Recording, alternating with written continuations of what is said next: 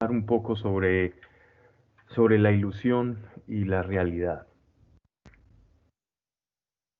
Y sobre esto que reflexionemos, vamos a hacer una oración. Deja todo atrás. Deja todo lo que estés haciendo atrás y si estás escuchándome y de pronto estás haciendo otra actividad, te pido que nos conectemos en este momento. Solo quiero captar tu atención hoy para que juntos pensemos sobre algo. Y, y es sobre la presencia de Dios.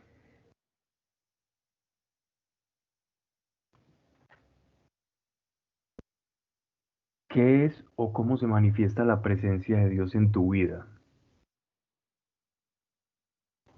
La presencia de nuestro Dios, del Padre, del cual somos hechos hijos de Dios. ¿Cómo se manifiesta esa presencia en tu vida? Quizás es una idea, tú experimentas una idea y cuando te acercas a su presencia, lo buscas como una idea de algo que tienes. Tengo la idea de que Dios es bueno, de que es mi Padre, tengo esa creencia y me acerco a través de la idea que tengo de Dios. Padre, bondadoso, todo amor, el creador, el que expía mis pecados, a quien tengo que rendir cuentas. Y nos acercamos a Dios como una idea, ¿cierto? Pero también nos podemos acercar a Dios como un sentimiento. Tengo una sensación de que estoy solo o sola y me hace falta algo. Y busco la presencia de Dios movido por ese sentimiento de soledad o de alegría o de responsabilidad. Idea, sentimiento, también lo puedo buscar, puedo pensar en su presencia o estar con Dios o interpretar su presencia lejos de la emoción y de las ideas como una sustancia real.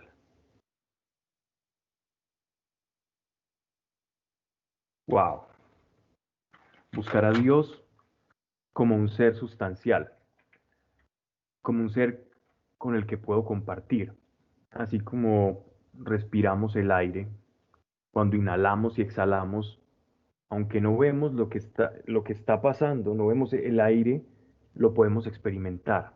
Entonces, pese a que es invisible, es una sustancia, es materia. Y también se puede acercar a Dios buscando o con la expectativa de tener un contacto sensible. Hay quienes le buscan así, no crean que están descabellados. Es más, para Moisés la presencia de Dios era tan sensible, tan evidente, que cuando bajaba del monte y se acercaba al pueblo, todos le veían con el rostro luminoso. Había algo que se reflejaba en él, y era la presencia del Altísimo. A muchos les causaba temor.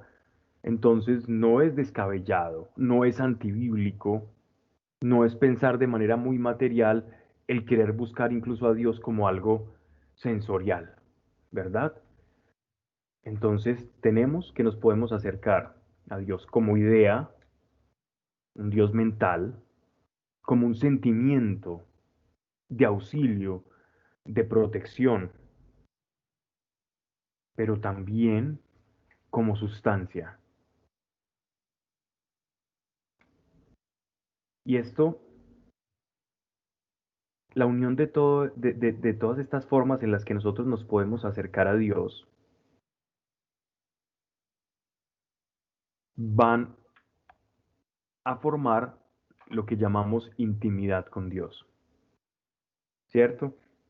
Algunos van a acercarse a Dios más a través de una idea. Y si yo solo me acerco a Dios a través de una idea, desconociendo las anteriores, corro un peligro muy grande. Y es que las ideas operan en tu vida con base a razonamientos. Una idea es una serie de razonamientos que tienen una conexión lógica, no necesariamente tiene que ser congruente o tiene que ser verdad. Yo puedo tener ideas que son verdad o que son falsas, no importa, es una idea, es un conjunto de pensamientos que son lógicos para mí, aunque pueden gozar de verdad o falsedad. El acercarme a Dios entonces de esta forma, de una manera ideal y no de las otras, me lleva a mí a correr el peligro que cuando adopto nuevas ideas o una idea va siguiendo a otra, entonces mi relación se vuelve completamente camaleónica, cambia. Y de esa forma Dios no puede expresar su presencia.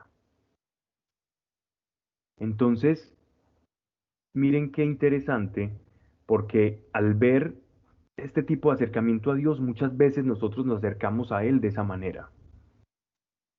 Tenemos una idea de Dios y nos acercamos a Dios a través de esa idea. Y por eso no lo podemos conocer o escuchar o experimentar, ¿cierto? Y cuando yo no experimento a Dios o no experimento la presencia de Dios en mi vida, entonces voy a estar sujeto al mundo de la ilusión. Voy a tener una ilusión de Dios, una mera proyección del Creador, una imagen que yo me estoy forjando conforme a una idea que cambia de razonamiento en razonamiento conforme lo vaya teniendo y vaya mutando. Pero también puedo acercarme a Dios a través de la emoción.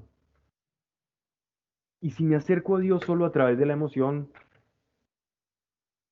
tengo la ventaja de sentir que cuando mi emoción está llena, cuando estoy rebosante de emoción, de emocionalismo, cuando siento que lo anhelo y que estoy ahí por medio de la fe, porque tanto por las ideas, el que busca a Dios por las ideas o el que lo busca por la emoción, está utilizando la fe, solo que le está dando, a esa fe le está dando una carrilera, unos rieles, que uno son las ideas y el otro son las emociones, pero para ambos se necesita fe. Y si me acerco a las emociones, gozo de un buen tiempo con Dios, mientras mis emociones estén exaltadas. Pero o problema cuando el combustible emocional comienza a desgastarse y me voy a acercar a Dios y ya el tanque de combustible está agotado. Ahí hablamos de una relación con Dios que se empieza a deteriorar y no entiendo por qué. Y me pregunto qué fue lo que me pasó, por qué mi relación con Dios ha cambiado, porque ya no siento lo mismo de antes. Y es porque ese combustible se agota, el combustible de las emociones. El de las ideas cambia y el de las emociones se agota, porque todos no podemos vivir en nuestra naturaleza, no podemos vivir en un estado emocional constante. Imagínense nosotros vivir en un estado constante de euforia o de temor, todo el tiempo, en un estado exaltado de las emociones. Alguien diría que agradable sería vivir en ese estado de felicidad exaltada, pero la felicidad como tal tiene una trampa. Y cuidado con lo que estoy diciendo, que no pretendo, no quiero ser malinterpretado, sino que la felicidad es la forma en la que yo experimento dentro del tiempo el placer. A lo que llamamos felicidad es placer, pero el placer y la felicidad obedecen al tiempo, ¿cierto? Yo recibo algo, eso me produce placer, pero esa curva o ese placer va decayendo. Es lo normal de la vida. Esto nos lo explica Salomón muy bien y lo expone en el Eclesiastés. Yo tuve cosas, me emocioné por cosas, para resumir un poco el Eclesiastés, y cuando veía que me emocionaba en estas cosas cuando las obtenía, el palacio, el templo que construí, las mujeres, los caballos, los tesoros. Cuando los conseguía me hacían feliz, pero meditando sobre esa felicidad que tenía, resultaba que cuando pretendía tenerla entre mis manos, esta felicidad se convertía en vacío. Y entonces iba ciclando mi vida entre felicidad, dolor, deseos de conseguir, obtengo lo conseguido y otra vez, un ciclo interminable. Entonces, lo mismo ocurre con Dios y con nuestras emociones. Cuando vivimos una vida, un acercamiento a la presencia de Dios de manera emocional, estas emociones tienen un tiempo límite que nos llevan a momentos muy placenteros con Dios, donde nos sentimos los más amados, los más queridos y, y creemos que no hay relación con Dios como la que tenemos. Pero cuando esa emoción comienza su pico descendente, entonces nos sentimos olvidados por Dios. Empezamos a experimentar esos vacíos de Dios y no sabemos por qué. Y cuando buscamos a Dios como sustancia, este sí es más complejo porque entonces vamos a encontrar por lo general dos tipos de personas. Los que se acercan a buscar la presencia de Dios como sustancia y terminan en una frustración, ¿no? Debido a yo no siento nada, yo soy insensible, las personas tiemblan, unos lloran, unos se emocionan o están experimentando una suerte de éxtasis o de presencia o de sustancia, pero yo no. Y se comparan unos con otros y este que lo está buscando como sustancia y sensorialmente no la experimenta en comparación con otros, puede llevar, es lo natural, a cuestionar su fe, a cuestionar qué tanto Dios me quiere a mí, qué es lo que me falta, aun si tengo un pecado oculto o no. Y aquellos que experimentan por una suerte de sensibilidad la presencia o sustancia de Dios manifiesta a través de su Espíritu Santo, entonces les va a ocurrir un poco como cuando buscamos a Dios en el aspecto emocional. Y es que Dios, la presencia de Dios, se hace sentir, pero Él no quiere que tu relación con Él sea imperfecta.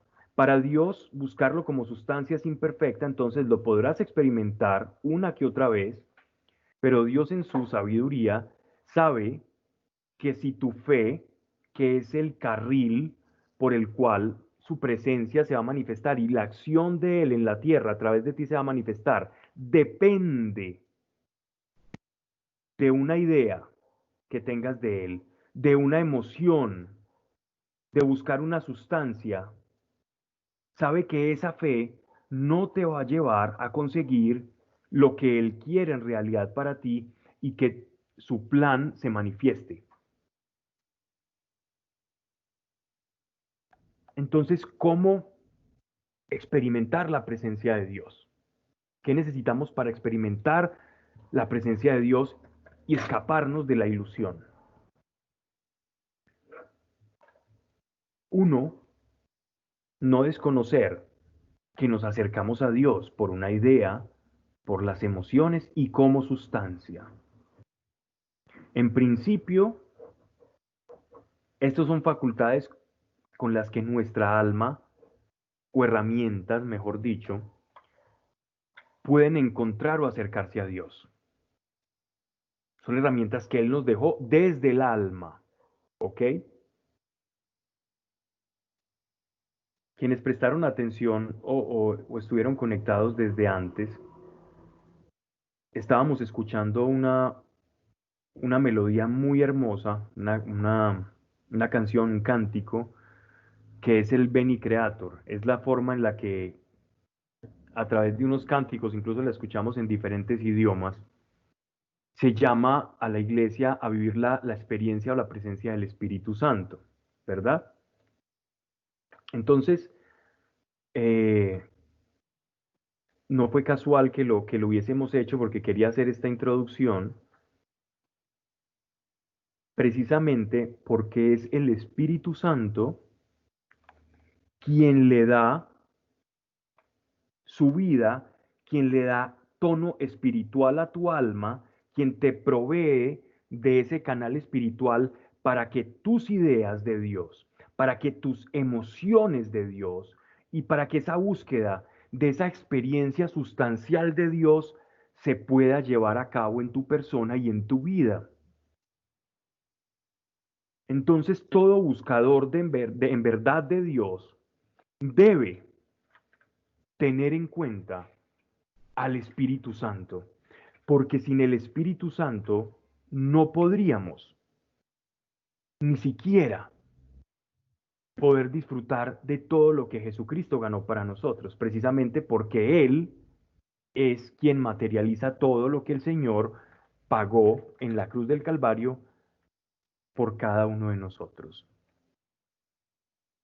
En nuestra intimidad con Dios o el mundo de las ilusiones depende de cómo yo entregue o escaparme de este mundo, cómo yo entregue a Dios la idea que tenga de Él, buscar siempre que el Espíritu Santo transforme la idea que yo tenga de Él, para que sea más afín a la verdad. Nadie tiene en esta tierra una idea perfecta de Dios. Nadie la tiene. Tenemos una idea aproximada a quién es Dios. La mejor representación material de quién es Dios es Jesucristo, que es la imagen visible del Dios invisible, ¿cierto? Entonces, de esa manera nosotros podemos nutrir nuestras ideas de cómo es Dios, viendo en los evangelios cómo es su Hijo, Él en la tierra, su cara visible. Y el Espíritu Santo es quien se encarga de revelar a Cristo a nuestra alma y a nuestra mente, para que la idea que tengamos de Dios, conciliada por medio del Espíritu Santo, nos refleje a nosotros el Padre más acorde a la verdad por el cual o con el cual vamos a orar. Y nuestra oración va a ser más cristalina, va a ser más directa, va a ser más tranquila. No hay necesidad de adornarla tanto, porque cuando tienes la idea clara de Dios, el Espíritu Santo, entonces la comunicación va perdiendo ruido, va siendo más clara. A veces nuestra oración llega al trono de Dios con demasiado bullicio que parte no precisamente del ruido exterior, sino de nuestro propio ruido interior. Y es esa toda la ilusión. Y el Espíritu Santo se encarga de pulir la idea que tenemos de Dios. ¿Ok? Lo puede hacer a través de la palabra. En los evangelios podemos ver el rostro de Dios visible, en el Antiguo Testamento también, pero no solamente mediante su palabra, que nos transforma, sino como una acción de revelación continua y sobrenatural. La revelación que portaba el apóstol Pablo o la idea de Dios, miren que en la medida en que le iba siendo revelada como una nueva faceta de Dios, ¿cierto?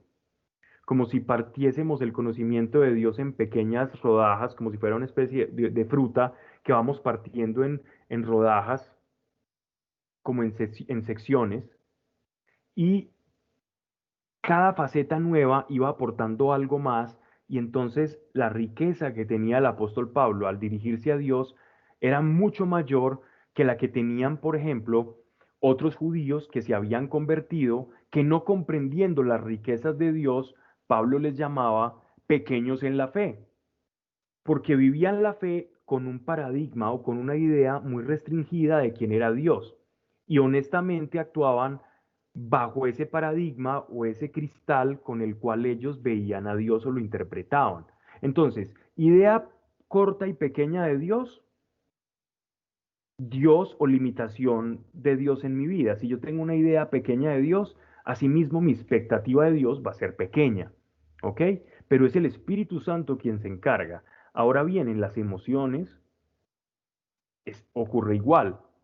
Cuando nos acercamos a Dios solo desde nuestra emoción, como el combustible de la emocionalidad se agota en algunas personas más o en otras menos, generalmente si eres de carácter apasionado, entonces tu combustible emocional va a ser proporcional a la de una tractomula gigantesca que carga 35 toneladas, pero quizás hay otros un poco más flemáticos, más pasivos, no tan emocionales, y su combustible emocional va a ser mucho más corto. Entonces, el que tiene el combustible más corto se dará cuenta, acercándose a Dios por las emociones, que le hace falta algo más, ¿ok? Y generalmente se van a hacerse una idea de Dios para acercarse a Él. El Espíritu Santo con las emociones, entonces, ¿cómo opera, cómo interactúa, cómo transforma las emociones? ¿Ok? Allí es donde nosotros debemos pedirle al Espíritu Santo en oración, que esto es una transformación continua, que nos deje experimentar la relación con Dios de manera natural, ¿ok? Y que transforme esa emoción en simplemente la satisfacción de saber por medio de la fe que estamos pasando un tiempo con Dios y que Dios nos está escuchando solamente a nosotros en ese momento y que lo tenemos para nosotros, que lo tenemos para nosotros, para cada cosa. Y el Espíritu Santo se va a encargar en la emoción cuando nosotros le entregamos a Dios, independientemente de qué sintamos o no cuando nos acercamos a Él, de transformar ese combustible emocional en una necesidad. Me explico. Así como cuando tú, por ejemplo, tienes deseos de comer, ya se te hace tarde, no has desayunado, te levantaste muy temprano, no tienes quien te haga el desayuno, estás ocupado haciendo algunas cosas y tu cuerpo empieza a reaccionar y empiezas a pensar en los panecillos, en el croissant, en el chocolate caliente, en el jugo exquisito de 3 frutas combinadas, todo lo que te pueda mover. Y empiezas a sentir esa necesidad. Y tú vas y comes de manera natural. No vas forzado, porque tu cuerpo lo está pidiendo, es un instinto, es una pulsión natural. Cuando el Espíritu Santo le entregamos, le damos la potestad sobre nuestras emociones, el mismo Espíritu comienza a poner la necesidad de acercarnos a Dios. Somos comúnmente muy dados a distraer esa necesidad de Dios. La distraemos con las cosas del mundo y ahí está el problema de la ilusión. Esa necesidad de Dios la podemos distraer todo el tiempo, supliendo la necesidad de Dios con necesidades o pequeñas realizaciones del mundo. Pero estas realizaciones del mundo, vuelvo a Salomón, solo nos van a llevar a experimentar un placer que empieza en un pico en su vida y luego empieza la pendiente hacia abajo, la caída, el declive de esa emoción, una y otra vez. Llena el tanque, va hacia el tanque, llena el tanque, va hacia el tanque. Todo el tiempo estamos ciclando emocionalmente. Cuando yo le entrego mis emociones al Espíritu Santo y le digo, te ofrezco esta sensación, te ofrezco, transforma esta emoción en dependencia, el Espíritu Santo felizmente lo va a comenzar a realizar en nosotros. Y podemos estar incluso hasta distraídos y vamos a tener un chispazo, un clic en nuestro corazón y nos vamos a acordar, oh, cuánta necesidad de Dios tengo, o escucho una noticia, o veo que las cosas no están bien, o siento que estoy disfrutando de un alimento y no he agradecido a Dios porque me permite disfrutar. Y el Espíritu Santo te recuerda, trae a memoria y te empieza a mostrar la dependencia que tienes de Él. La idea no es que el Espíritu Santo nos esté recordando, sino que sea una dinámica, una necesidad, así como el comer. Esta es la emoción correcta para acercarnos a Dios. Esta es la emoción que siempre vamos a tener, como siempre vamos a experimentar hambre en la vida, porque tenemos ese ciclo biológico y esa necesidad de combustible. Entonces, el combustible propio no nos sirve para acercarnos a Dios por mucho tiempo, pero el combustible, esa falta de ese combustible que nos pone el Espíritu Santo, esa necesidad, quitando de lado la distracción de los placeres del mundo, es la que nos va a llevar a comprender y a disfrutar cuando estamos con Dios, porque cuando estemos con Él, entonces emocionalmente vamos a sentirnos donde tenemos que estar, vamos a sentirnos como aquel que se está comiendo un manjar suculento y decir, wow, Señor, gracias, porque en tus brazos ahora puedo descansar. Y esa es la emoción que pone el Espíritu Santo, la emoción de dependencia del Padre. Y es maravilloso. No que no nos podamos emocionar o tener otro tipo de manifestaciones emocionales. Sí, a Dios le encantan si son genuinas. Sin embargo, el depender de ellas, como de las propias ideas que tengamos de Dios, es peligroso. Por último, entonces, la sustancia. El Espíritu Santo también es quien a través de su unción, de su presencia, también nos hace experimentar la sustancia, lo que llaman la gloria de Dios. Y Él lo hace encantado con todas las personas que le buscan de corazón. Pero aún así, esta forma de buscarlo es una forma incorrecta, porque es una forma en la que yo simplemente quiero experimentar placer a través de algo muy digno. Cuando digo placer, es decir, gratitud o gratificación por buscarle, Él la va a dar, pero se nos olvida que también es una forma imperfecta de buscar a Dios, porque en el momento en que yo deje de experimentar esto, ¿qué es lo primero que me va a venir? Mi idea de Dios va a cambiar y mis emociones hacia Dios también van a cambiar. Dios me abandonó, Dios ya no me quiere, ¿qué hice de malo? Y esto me ocurrió a mí en la vida, porque gocé de experimentar esa presencia de Dios sensible durante algunos años, sobre todo al principio, y cuando esta sensibilidad se retira, inmediatamente alerta roja, alerta naranja, alerta amarilla, salí a buscar qué era lo que estaba pasando con mi vida. ¿Qué estoy haciendo mal, Dios? No estoy orando lo suficiente, tengo un pecado que no he confesado, no estoy amando, estoy desviándome del propósito.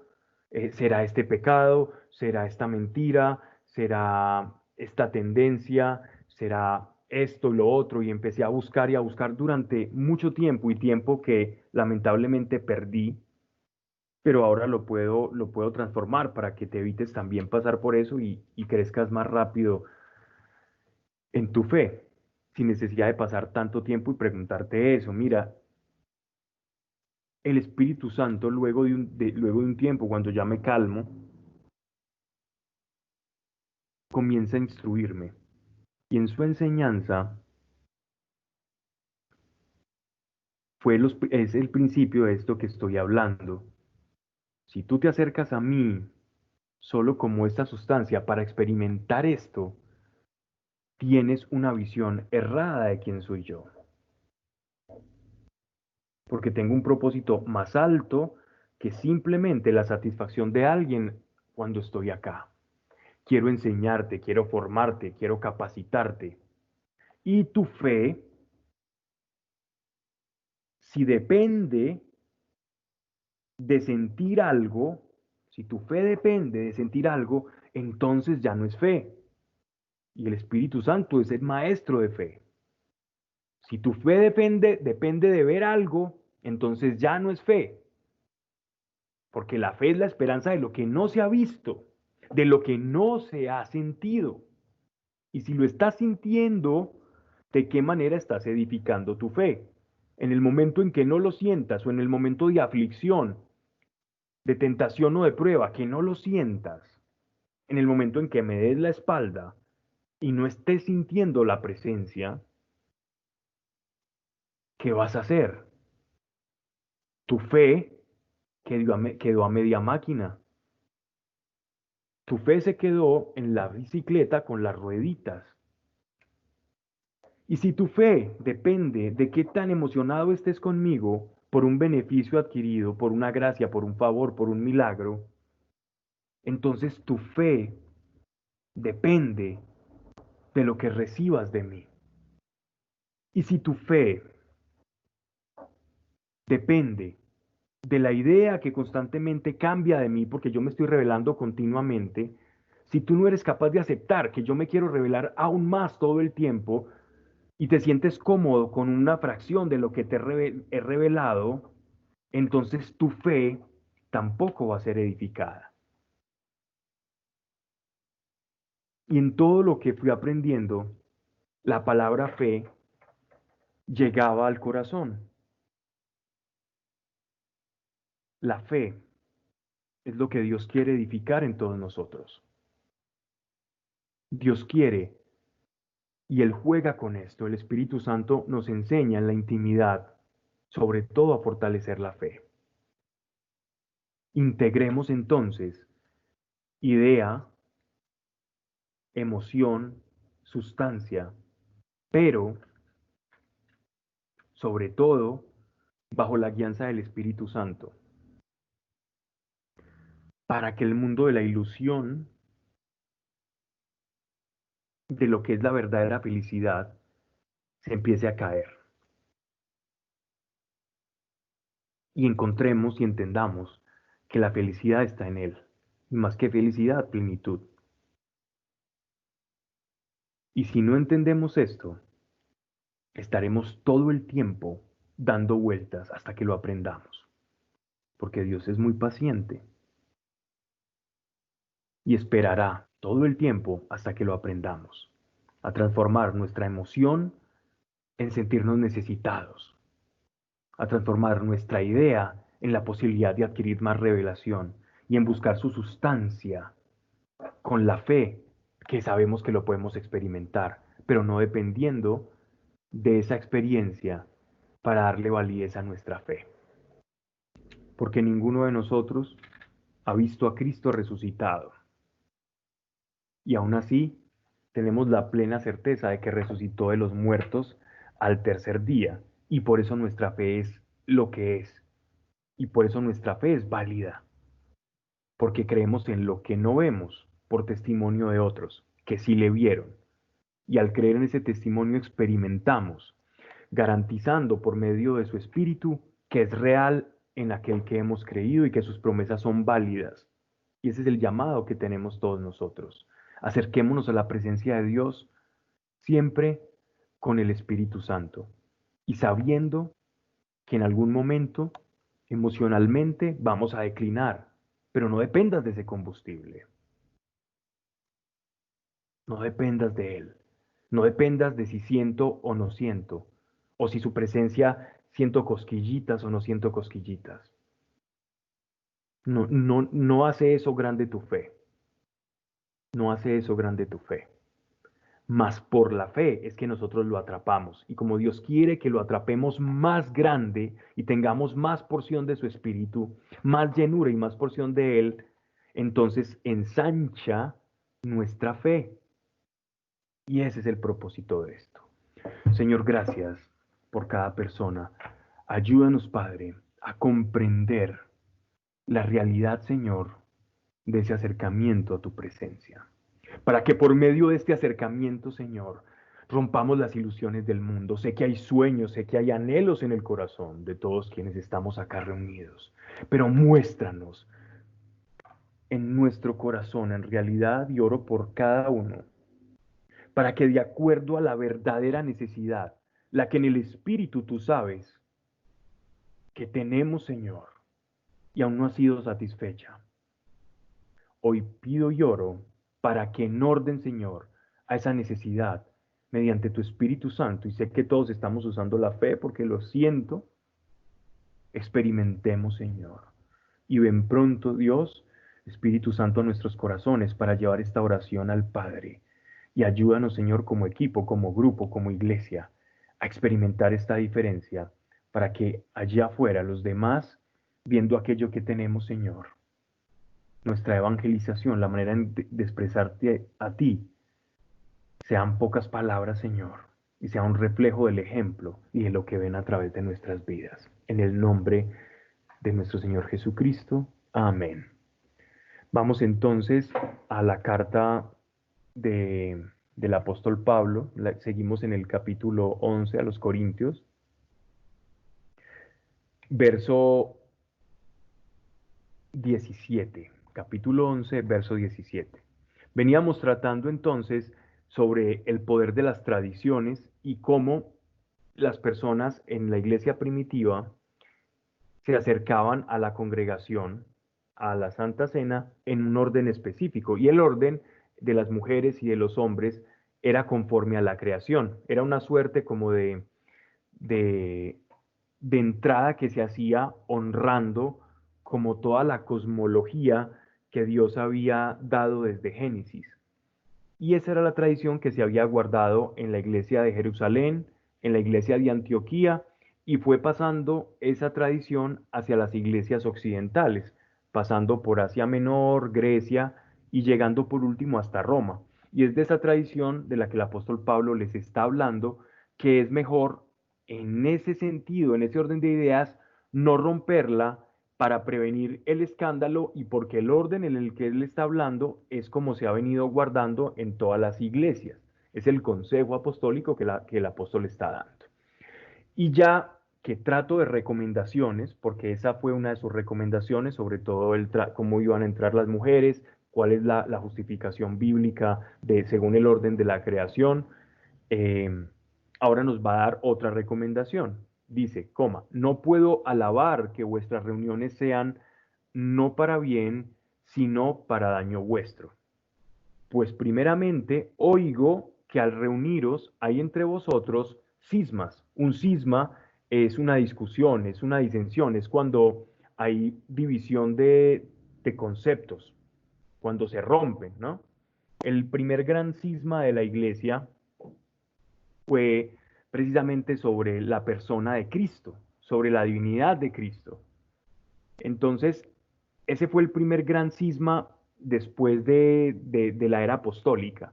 En este contexto, los cismas que se estaban generando dentro de la iglesia era sobre todo la división del judaísmo versus el cristianismo. Ese fue como la primera gran división, donde hubo muchos partidarios del judaísmo que se alejaron de la fe y otros judíos que abrazaron la fe, entendiendo que la venida del Mesías complementaba y perfeccionaba todo aquello que por los profetas se había dicho y que era precisamente la esperanza que el pueblo judío tuvo durante mucho tiempo y por lo cual vivió y fue separado de Egipto para que de la semilla de Abraham, perfeccionándose a través de la revelación de Dios, pasando por Isaac, pasando por Jacob, pasando por Judá, pasando por David, pasando por José y pasando por María, llegase esa semilla perfecta a manifestar a través de María el cuerpo del Mesías, de Dios, de Manuel, que es Dios con nosotros. Y ellos lo comenzaron a entender así, como la profecía perfecta, ¿ya? Isaías 61, que fue precisamente el pasaje que cuando nuestro Señor estaba en la sinagoga, abre y con el cual comienza su ministerio público. El Espíritu de Dios está sobre mí, en tanto me ha enviado a predicar a los enfermos, a los cautivos, a los de quebrantado corazón. Así empieza pues todo el pasaje con el cual nuestro Señor empieza su ministerio público. Asimismo, que estaba diciendo, he aquí que la esperanza de Israel está en cuerpo y alma con un rollo hablándole a ustedes que este día se ha cumplido esto. Entonces, esa fue la primera edición, pero aquí hay un pequeño cisma que se comenzó a formar.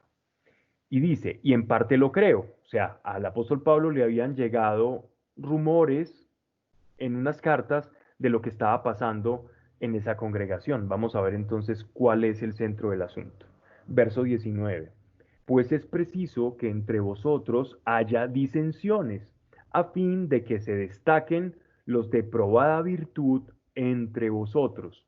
Ojo, entonces no es que el apóstol Pablo esté aprobando las divisiones, sino que está viendo que en una división se va a ver la oportunidad, o sería mejor, una oportunidad bajo la cual se va a poder separar el trigo de la cizaña. Simplemente se va a manifestar bajo el reactivo de esa división qué es verdad y qué no. ¿Quién es el que está sembrando lo malo y la división y quién está en lo correcto? Por eso es que es tan importante, sobre todo, guardar un poco el corazón. Hay un pasaje muy precioso de la Escritura que dice, Dios sobre toda cosa guardada, guarda tu corazón.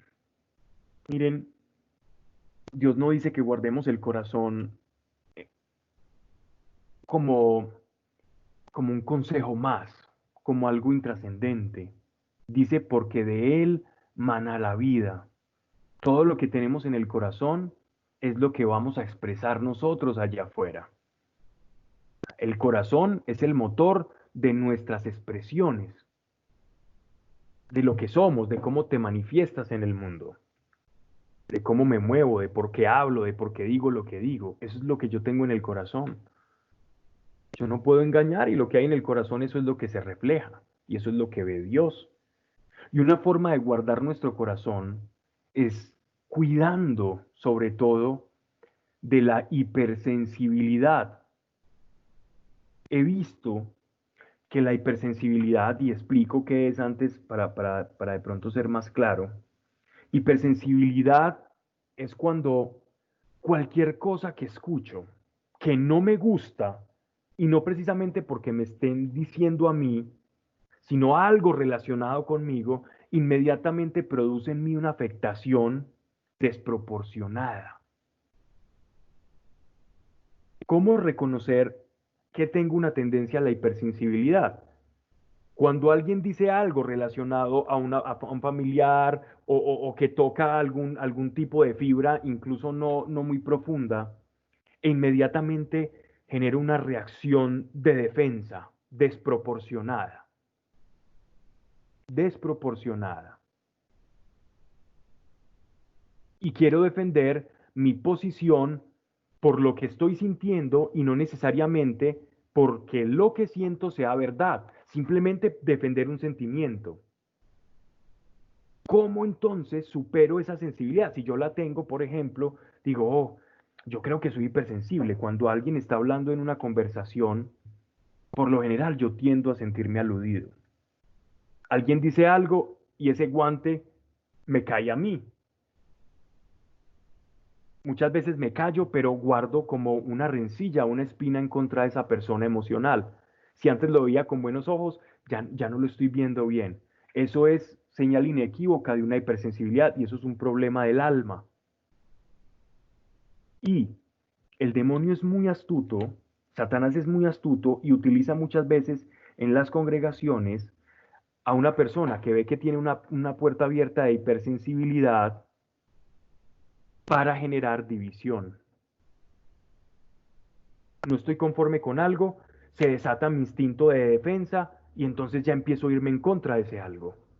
Y nunca el problema de la hipersensibilidad es que el hipersensible no busca contrastar las emociones con la verdad, sino que busca defender su punto emocional, su sentimiento, su sensación de indignación, de dolor, de afectación. Entonces yo voy a defender el hecho de que alguien me ofendió, yo voy a defender mi punto.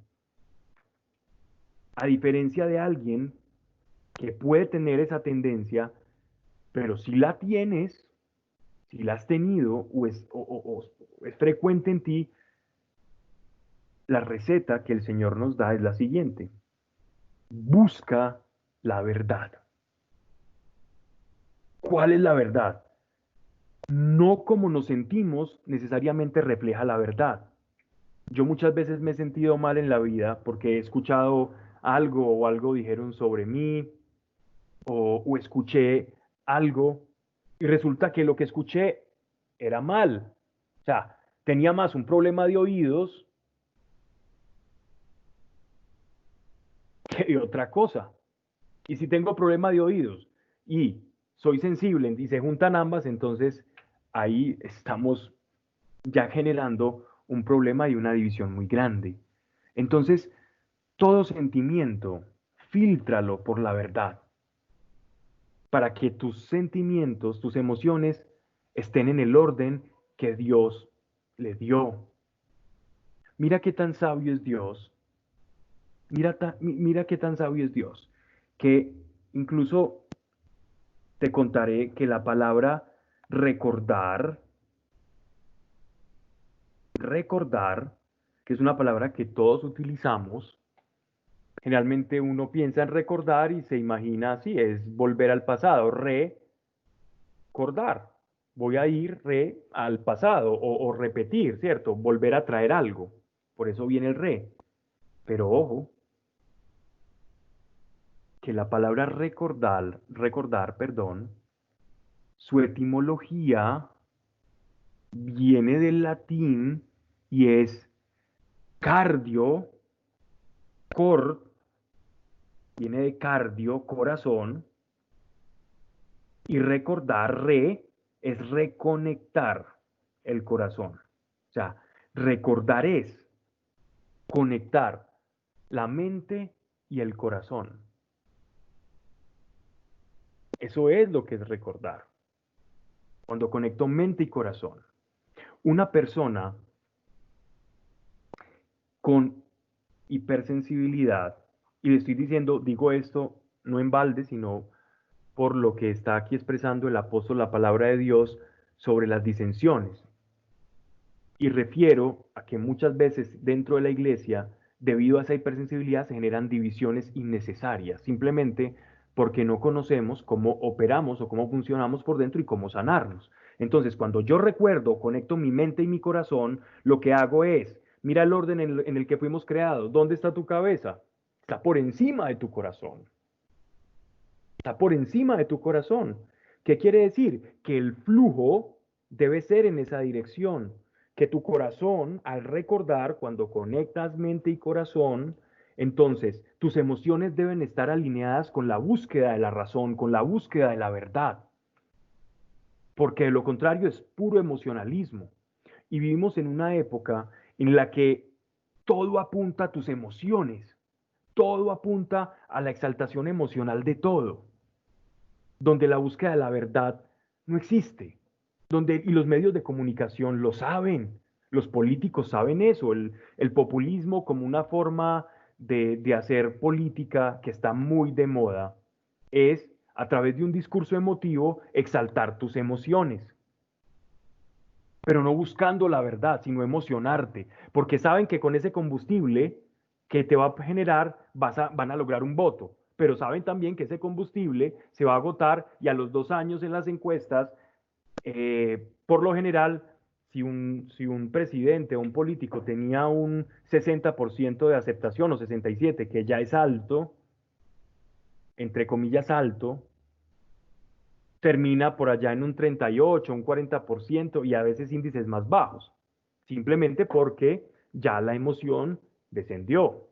¿Okay? Porque cuando reflejamos los hechos con la realidad, entonces ocurre eso.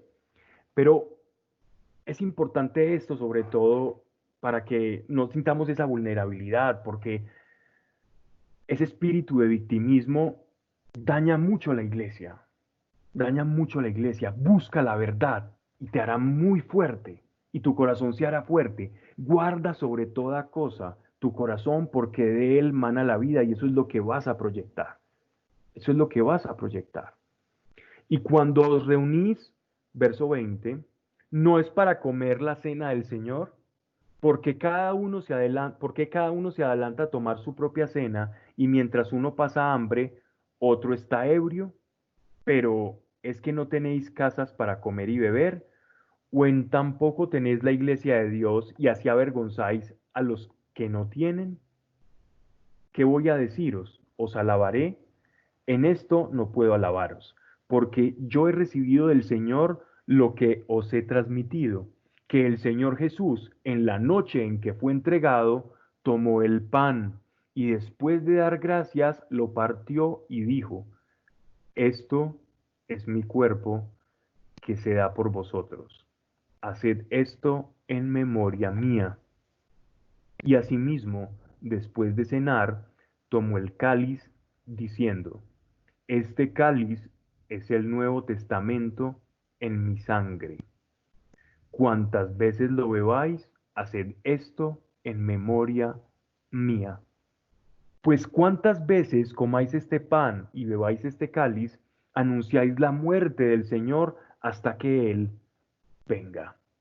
Bien, este texto es precioso en su construcción, es precioso, es oro puro, porque representa una de las pocas referencias que nosotros tenemos a los banquetes eucarísticos que hacía la iglesia primitiva.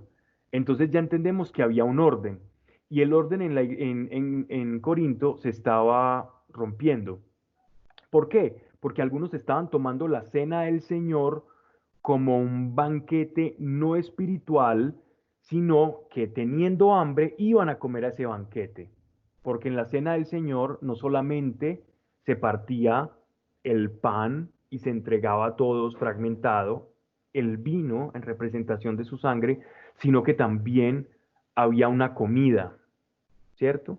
Era una celebración, eso es Eucaristía, es celebrar, en verdad era una celebración, pero era una celebración espiritual. Y otras personas simplemente iban a este lugar a llenarse, a comer o adelantarse a la comida antes de la partición de la cena, ¿ya? Es que ellos hacían todos juntos, estaba la cena conmemorativa del pan y el cuerpo, perdón, el cuerpo representado en el pan y el vino y la sangre en el vino, pero también había otro banquete que se hacía en celebración, donde todos comían. Y les está hablando de ese orden en el que ellos estaban yendo a la cena del Señor. Entonces en el versículo 21 dice, porque cada uno se adelanta a tomar su propia cena, y mientras uno pasa hambre, otro está ebrio. Es decir, estaban haciendo las cosas en desorden. Pero es que no tenéis casas para comer y beber, o en tan poco tenéis la iglesia de Dios, y así avergonzáis a los que no tienen. Entonces miren que muchas personas estaban tomando ese banquete espiritual de una manera muy laxa, dándole un sentido no espiritual a esa cena. Miren entonces lo que dice. Así pues, quien come el pan y bebe el cáliz del Señor indignamente, será reo del cuerpo y de la sangre del Señor. Examínese pues el hombre a sí mismo, y entonces coma del pan y beba del cáliz. De ahí, si vamos a ver en teología o en el catecismo respecto a sacramentos, específicamente al sacramento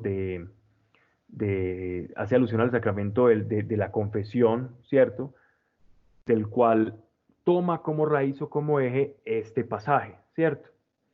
Y de este pasaje del apóstol Pablo también comenzaron en estas iglesias entonces a reforzar la idea de penitencia colectiva o de arrepentimiento colectivo que les hablaba en charlas pasadas, en las que antes de la fracción del pan y el vino había una suerte de confesión pública, donde como hermanos en Cristo se confesaban sus transgresiones, si había una o había sido entre hermanos de la misma congregación, o confesaban en público también sus pecados y sus afrentas hacia Dios y hacia el prójimo.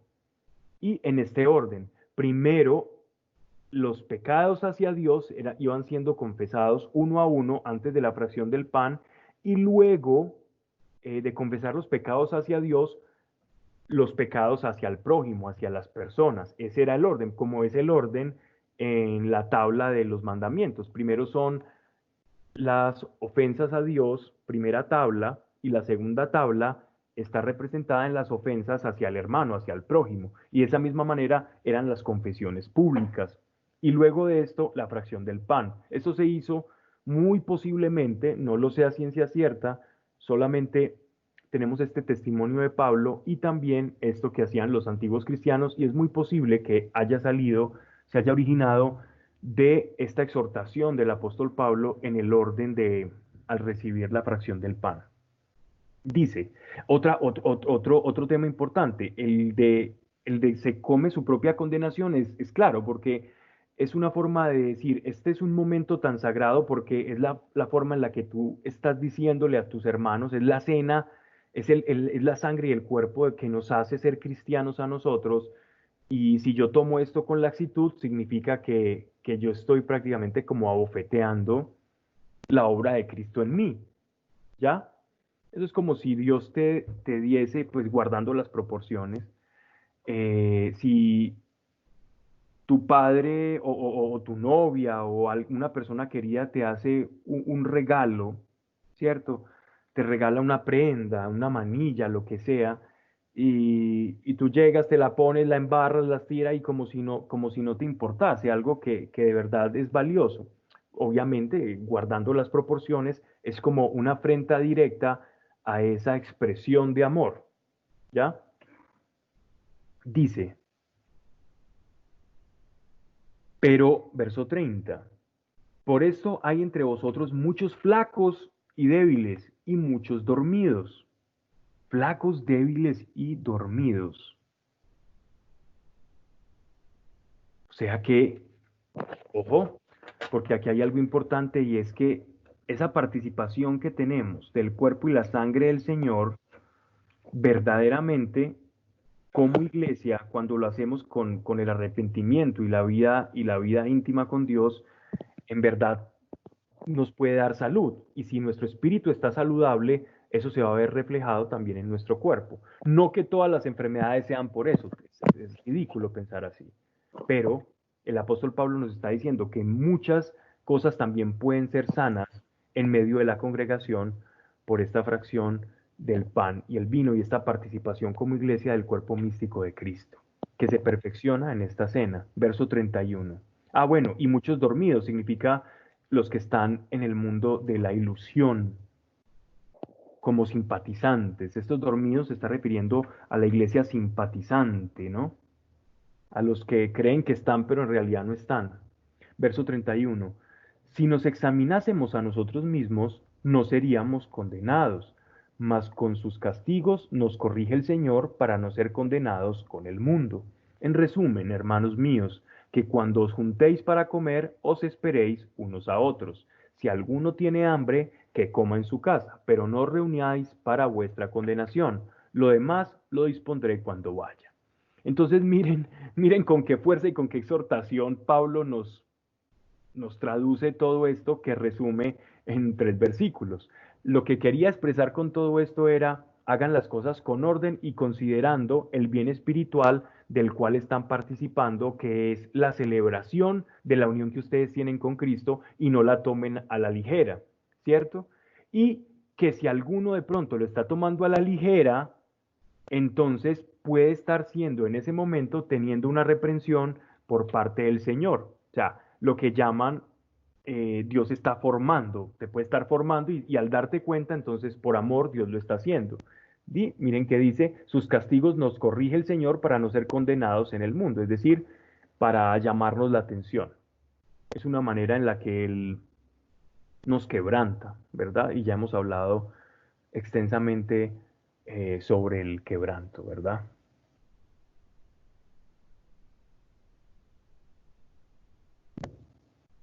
Vamos entonces a pasar al versículo 12. Ahora la carta cambia de tema completamente y es que es muy preciosa el contenido de esta carta porque son muchos temas los que se aclaran para la iglesia. Entonces miren que en principio hablábamos del escándalo de los que son débiles y fuertes en la fe, también sobre qué debemos pensar sobre nosotros mismos, sobre que el evangelio no es de uno, no es del otro, no es de Pablo, no es de Pedro, no es de Apolo, sino que es la expresión de Dios y es de Cristo y que Dios tiene diferentes ministros para expresar a cada uno.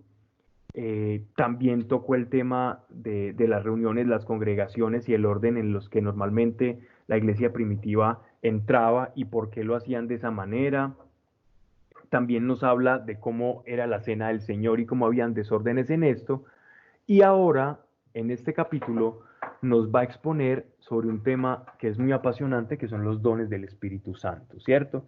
Y es porque es curioso pensarlo así, incluso hasta paradójico, pero el hecho de que los corintios estuvieran viviendo, digámoslo así, de una manera incorrecta, toda esa efusión de dones que tenían, todas esas manifestaciones tan maravillosas del Espíritu Santo, y que estuvieran un poco desordenados en su organización y en entender cómo operaban los dones del Espíritu, gracias a ese desorden de ellos es que nosotros tenemos esta exposición apostólica y podemos entender ahora cómo también operan los dones de la iglesia. Entonces, eh, no sin antes decir algo que es importante, y es que, con tristeza lo digo, esta parte de las escrituras parece que ha sido olvidada por una gran cantidad de personas que se hacen llamar cristianos. Y cuando pasan estas páginas, simplemente lo ven como algo del pasado. Tienen en su Biblia tantos pasajes donde Dios nos está exhortando, donde nos está diciendo, ojo con este pecado, mira que no caigas, revisa tu corazón. Y tenemos un pasaje donde nos está mostrando una cantidad de regalos, de maravillas en las que nuestra fe se va a iluminar y va a crecer por ver cómo Dios actúa en este mundo, herramientas que ahora parece que la iglesia está viviendo como aquellos que pasan de lado estas palabras que vamos a leer. Es como si tuvieran un taller mecánico, tuvieran el uniforme bien puesto, dice ese uniforme taller cristiano, soy un cristiano, venga, traigan carros que yo los sé arreglar. Y cuando va a abrir la caja de herramientas para abrirlo, no tiene sino sus propias manos. ¿Quién en su sano juicio llevaría su alma a un taller donde la persona que lo va a reparar solo tenga sus manos materiales si le estás entregando tu alma?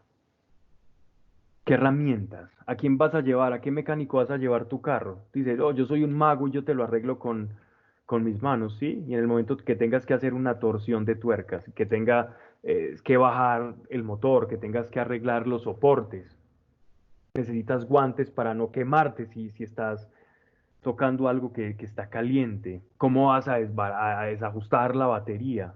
¿Sí? Y cuéntame, ¿cómo vas a hacer entonces para acomodar esto y lo otro?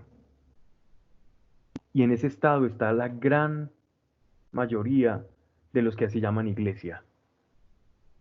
¿Y cómo reconocerlos? ¿Cómo reconocerlos? Vas al taller que se hace llamar iglesia y, cambiando lo que el Espíritu Santo puede hacer de manera sobrenatural y por gracia, entonces, como yo veo que no tengo herramientas, tengo que acudir a otro tipo de herramientas. Entonces no abro la caja que Dios nos está entregando aquí en esta carta y voy y busco otra caja de herramientas que dice, humanismo. Vamos a tomar humanismo. Oh, voy a tomar programación neurolingüística. Voy a hacer yoga cristiano. No tengo herramientas, entonces voy a hacer, ¿qué? Terapia conductual. Ojo, no estoy diciendo que sean malos, estoy diciendo que son herramientas, pero, bueno, algunas sí son malas de las que he mencionado, pero el problema es que no estoy utilizando las herramientas que realmente pueden llegar al alma. Desconocer la acción y los carismas del Espíritu Santo es desconocer las herramientas más eficaces para poder contrarrestar lo que atañe al espíritu y al alma del hombre. Yo no voy a expulsar un demonio con el poder de la psicología Gestalt. Yo no voy a poder expulsar un demonio con programación neurolingüística. No tiene sentido. Les cuento un caso. Hace algún tiempo me envían a una persona para que hablase con ella que estaba teniendo unos problemas espirituales, de orden espiritual muy fuerte, de manifestaciones demoníacas. Resulta que se dieron cuenta a través de un taller donde hacían regresiones y terapia holística y hipnosis y todo esto. Y fue tanto el susto que les dio a esas personas cuando esa entidad, ese demonio que estaba en esa persona se manifiesta, que lo único que dice la persona que estaba dirigiendo el taller de 3 días, que por cierto era bien costoso, le dice, no, vaya busque a alguien que haga exorcismos, un sacerdote, alguien que crea en Dios, porque esto es muy fuerte. Incluso ellos sabían que había otra herramienta para eso y que sus herramientas eran ineficaces para poderlo expulsar. Y gran parte de la iglesia está viviendo como un mecánico, un montón de talleres mecánicos llenos de personas sin un equipamiento, sabiendo que hay un equipamiento a su disposición para poder servir y ayudar al otro. Por eso estos pasajes son oro puro en su estado líquido, que nos ayuda a entender, gracias, entre comillas, extraña y paradójica, al desorden que tenían los corintios, para que no llegara ahora todo este movimiento humanista a decirnos que el mover sobrenatural de Dios solo fue en aquella iglesia primitiva y que tenemos que ver esto como historia, cuando Hechos de los Apóstoles es el único libro que empezó y no se ha terminado de escribir. Si tú te das cuenta, mira, toma tu Biblia y te invito a que mires las últimas hojas, pasajes de Hechos de los Apóstoles, y te vas a dar cuenta que quedó en suspensivo. Y Dios lo hizo así por una razón, porque tú lo vas a seguir escribiendo. Y Él no dijo, y estos dones y esto que le pasó a la iglesia era a esta iglesia, sino todo lo contrario, para que fuera testimonio a quienes vendríamos en el futuro y conectar corazón y cabeza por la verdad y entendiéramos a qué estamos llamados. Entonces miren lo que Él nos dice a nosotros como iglesia. Porque si yo recorto unos pasajes que no caben dentro de mi idea de Dios humanista y los recorto y los empiezo a cambiar, porque aquel que no cree esto le toca cambiarlo por algo. Entonces yo cambio los dones del Espíritu por Paulo Coelho, cambio esto por Deepak Chopra, cambio esto por El Principito, porque quiero eludir precisamente estos pasajes sobrenaturales. Y con eso están engañando a muchas personas presumiendo de ser cristianos, con pura palabrería de libros de corte orientalista que hablan de amor y todo esto, pero que en realidad no te llevan a Jesucristo ni al arrepentimiento verdadero, sino a una idea abstracta del amor y la virtud, pero no al arrepentimiento, no a la convicción de juicio, justicia y pecado. No al saber que fuimos sacados de un reino de tinieblas, no a saber que hay pecado, que hay condenación y hay salvación. Porque si hay salvación es porque hay condenación. Si nos salvaron de algo es porque estábamos perdidos en ese algo. Y ese es el Evangelio, y ese es el Evangelio que tenemos que predicar y rescatar. Verso 1, no quiero, hermanos, que en lo tocante a los dones espirituales estéis en la ignorancia. En la ignorancia, no quiero, hermanos. Es tan importante que el mismo apóstol nos está diciendo, no quiero que ustedes ignoren esto. Y la iglesia, ¿por qué desconoce las palabras del apóstol? Le llamamos apóstol y no le creemos. ¿Con qué cara le digo yo apóstol Pablo si no considero la autoridad con la que me está diciendo, no quiero que ignores esto? Debería yo tener este pasaje de la Escritura como que Dios me está diciendo que no quiere que ignore. Tengo que subrayar. Debería estar en mi Biblia con resaltador rosado, amarillo y verde, porque Dios me está diciendo no quiero que ignores esto. Ten atención especial a esto. Verso 2. Sabéis que cuando eras gentiles, ciegamente os dejabais arrastrar hacia los ídolos mudos, por lo cual os hago saber que nadie, hablando en el Espíritu de Dios, puede decir, anatema sea Jesús. O sea, nadie por el Espíritu Santo puede maldecir la cruz de Cristo. Y nadie puede decir, Jesús es el Señor, sino en el Espíritu Santo. Hay diversidad de dones, pero uno mismo es el Espíritu. Hay diversidad de ministerios, pero uno mismo es el Señor. Hay diversidad de operaciones, pero uno mismo es Dios, que obra todas las cosas en todos, y cada uno se le otorga la manifestación del Espíritu para común utilidad. A uno le es dada por el Espíritu.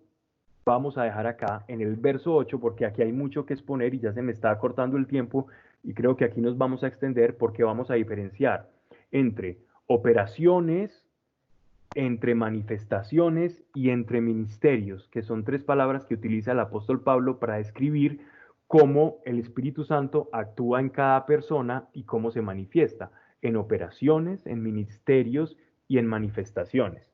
Y esto es bien interesante poder entender cómo separar cada una de ellas, ¿cierto? Y en este texto precioso quiero darle como el tiempo necesario para que no se nos quede nada hasta donde Dios lo permita y podamos comprender cosas muy, muy preciosas, ¿ok?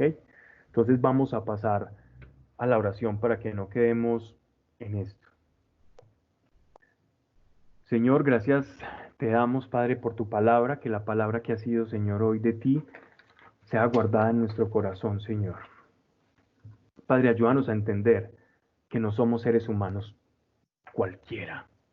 Ayúdanos a entender que ya no estamos en el mundo.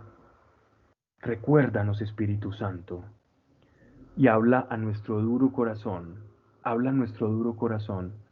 que somos otra creación, que en el mundo ya no somos los mismos. Y si tenemos una antigua naturaleza que nos resopla todo el tiempo, que se quiere manifestar, Señor, por tu misericordia, aplácala, para que experimentemos, Señor, en el nombre de Jesús, esta naturaleza y la llevemos con dignidad. Gracias por David, gracias por este hombre, Señor. Guarda su corazón, Señor, y tócale en el nombre de Jesús. Gracias porque sabemos que estás haciendo algo en él, Señor. Gracias por esto, Señor, y gracias te doy también por Milena, en el nombre de Yeshua de Nazaret. Todo mal en la sangre, Señor, en el nombre de Jesucristo de Nazaret, tu sangre preciosa, dale tu sangre preciosa, que purificándola, Señor, en esa unión contigo, ella pueda experimentar sanidad, y así lo declaramos, sana en el nombre de Yeshua de Nazaret. Gracias, Espíritu Santo, Señor, por cada persona que nos ha escuchado y por lo que has hecho en cada uno, Señor. Padre, no olvides, Señor, no nos dejes olvidar a cada uno que tú estás en cada momento y que jamás te has olvidado de nosotros, Señor. Quien esté pasando por angustia, por depresión, tu mano poderosa extendida allí, dolores lumbares, hoy desatamos, Señor, que pueden comenzar a moverse sin dolor en el nombre de Yeshua de Nazaret, unción de sanidad sobre dolores lumbares. Y gracias, Señor, por por los ojos de María Fernanda, Señor, en el nombre de Jesucristo. María, cierra tus ojos en estos momentos. Vamos a pedirle al Señor. Toca con tus dedos, toca tus ojos. Vamos a hacer una oración en el nombre de Yeshua de Nazaret. Tóquele ahí, Señor, y desatamos sanidad, lo que esté generando problema, conflicto. Es necesario un milagro, Señor, sea desatado, no por quien habla, sino porque es tu promesa y en el nombre precioso de Yeshua de Nazaret. Amén y amén. Buenas noches, espero que nos veamos pronto. Un gran abrazo y la paz sea con todos.